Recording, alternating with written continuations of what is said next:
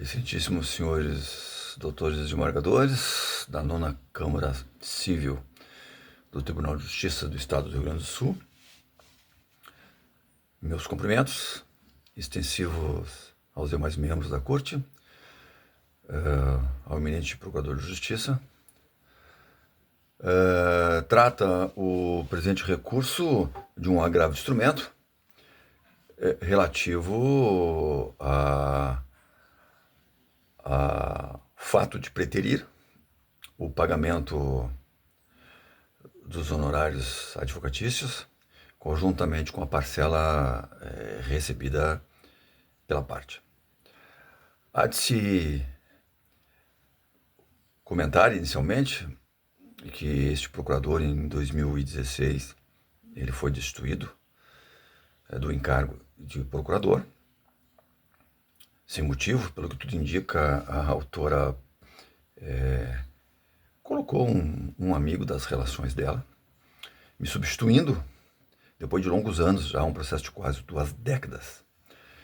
E já em fase de execução, ou seja, esse processo já estava sentenciado, inclusive em segunda instância, e já em processo de execução para buscar os valores que ali foi condenados a parte a pagar. Uma ação indenizatória que visava valores a título de indenização por dano moral e um pensionamento.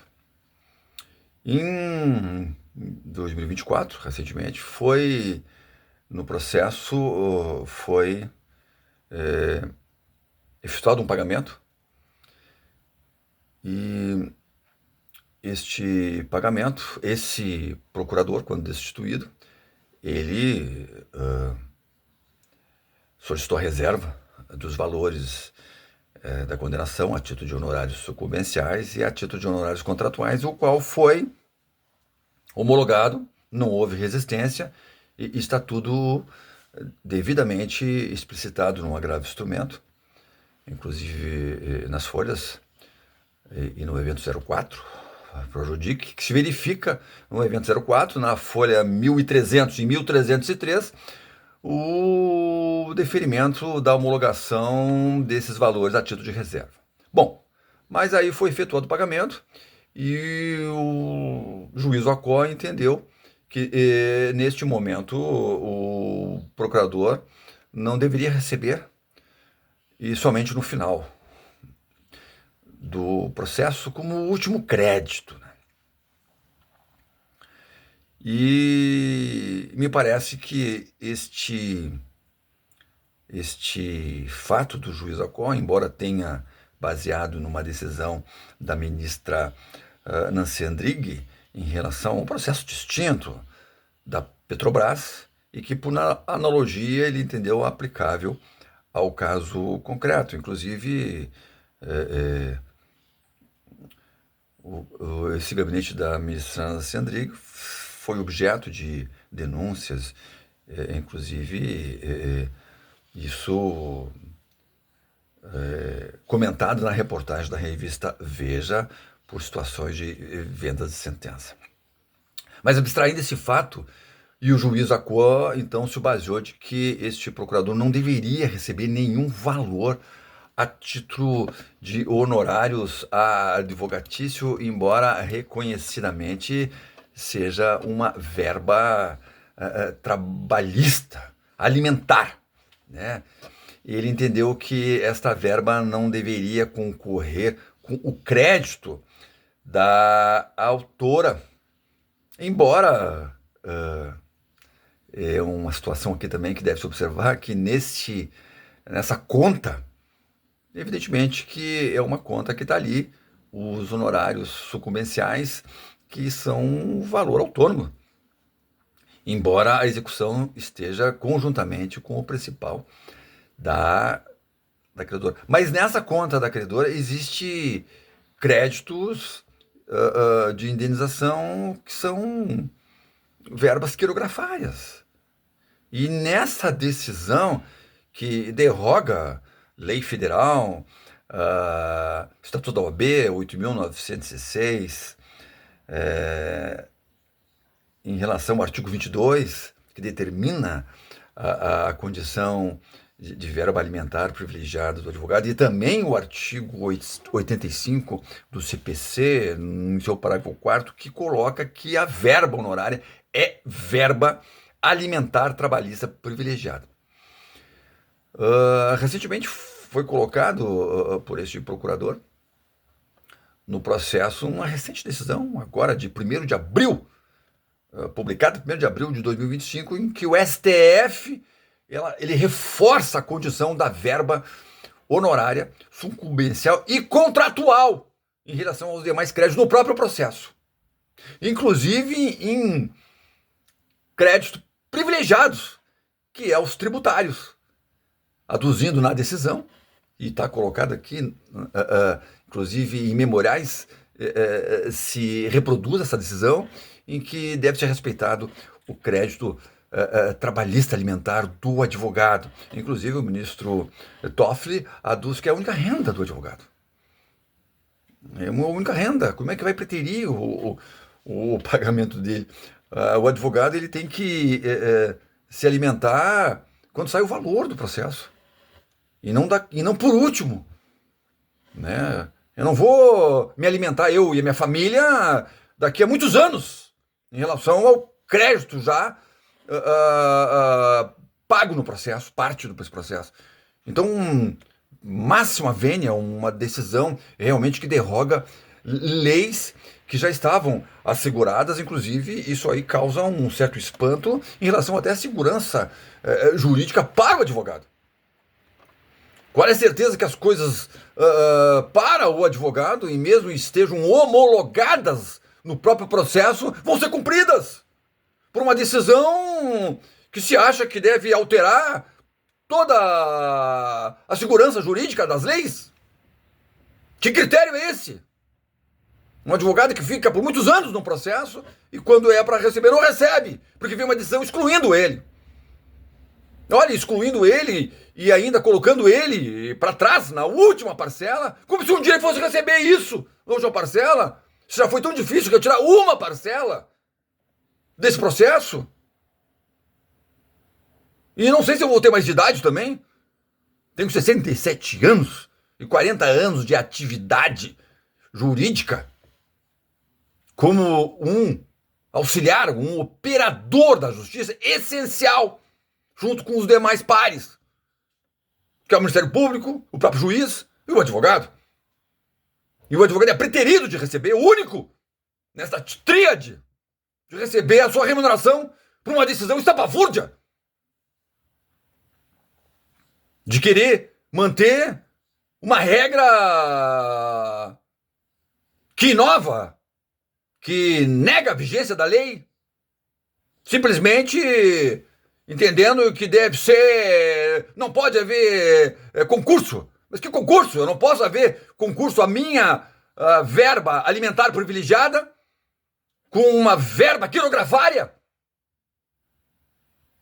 Até se nós pegarmos aqui numa hipótese, numa situação hipotética de que esse processo fosse de uma pessoa jurídica e que ela estivesse em recuperação judicial, o meu crédito alimentar dos honorários advocatício seriam colocados numa classe 1 na lista de créditos privilegiados trabalhistas. E o crédito, a parte do crédito da autora quirografária indenizatória seria como créditos quirografários. Olha o absurdo que se constituiu isso.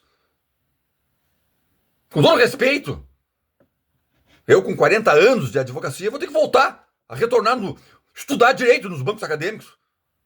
Porque me parece que em 40 anos eu não aprendi nada com o direito. Adotando essa tese estapafúrdia, privilegiando somente a parte credora, como se ela fosse a única que deveria ser beneficiada nesse momento. E o absurdo não para aí.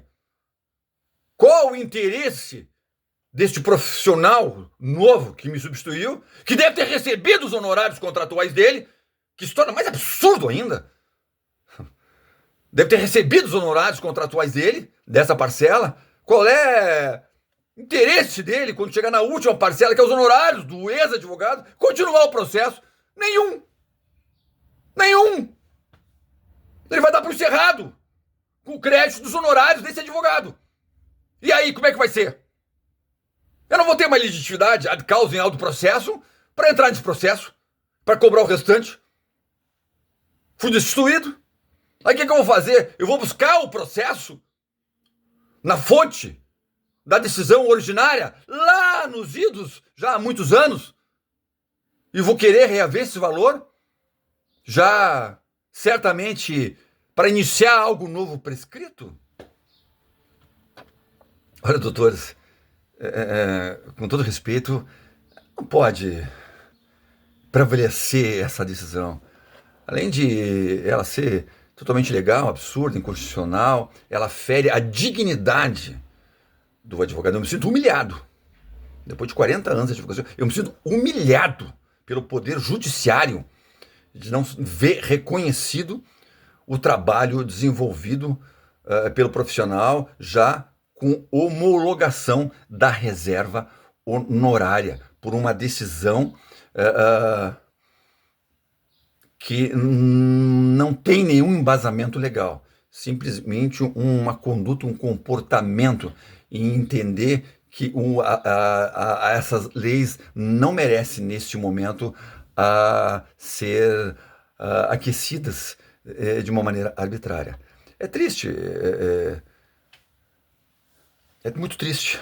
Não tenho outras palavras, e me afeta diretamente porque eu sou, em causa própria, a parte ofendida nesse caso. Não vejo de outro modo que não seja efetivamente revisto isso, a bem da justiça, a bem efetivamente da legalidade e do direito, e principalmente do fato de reconhecer não só a lei, mas o trabalho desenvolvido desse profissional de muitos anos, e que foi preterido unilateralmente por uma decisão que não deve ser compactuada. Como disse Platão,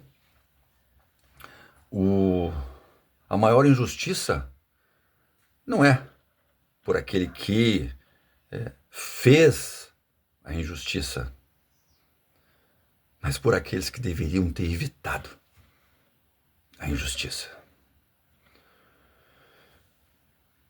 São essas, dessa tribuna virtual eletrônica, essas palavras candentes, veementes, porque é na minha carne, é o pão da minha boca, é o fruto da minha, o trabalho da minha remuneração que foi retirado, contrária ao ordenamento jurídico que defende o profissional, esperando que de alguma forma possa contribuir para os senhores na reflexão de conhecer e prover esse agravo de instrumento, mandando, sim, neste momento de recebimento, efetuar o pagamento proporcionalmente da parte que corresponde aos honorários advocatícios deste profissional. E o absurdo chega a tal ponto que, no momento que a conta é a mesma, o valor é o mesmo, não se está pagando somente uma parte para a autora, mas sim também ela está se apropriando de uma parte que pertence a esse advogado. Meus cumprimentos mais uma vez e obrigado pela atenção, esperando que seja provido o presente recurso de agravo de instrumento.